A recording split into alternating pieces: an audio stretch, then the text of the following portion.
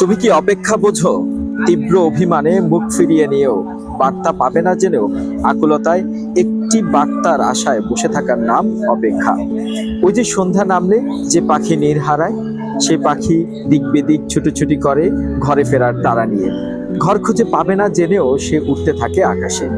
আচ্ছা, তুমি কি নীরবতার ভাষা বোঝো? বলার অনেক কিছু থাকে, শুধু বলতে গিয়ে গলায় আটকে যাওয়ার নামই নীরবতা। অপেক্ষা, অবহেলায় পড়ে থাকা মানুষ নীরব হয়ে যায়।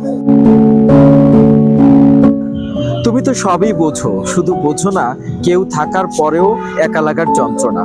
বোঝো না ভালো থাকার একমাত্র অবলম্বন হারিয়ে ফেলার বেদনা। ওই যে সঙ্গী হারানো, ডাহুক পাখির চিৎকার, কান্না।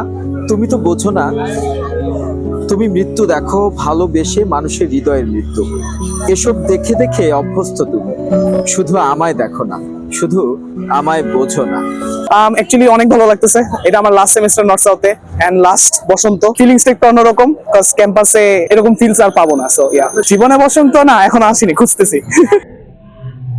বসন্ত এসছে?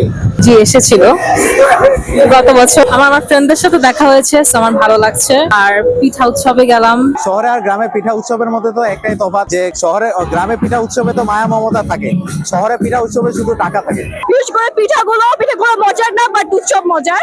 এইখানে পিঠা উৎসবে তো সব ওয়েস্টার্ন না, এখন তো আমরা আমাদের নিজের ঐতিহ্যকে আমরা মানে স্মরণ করছি।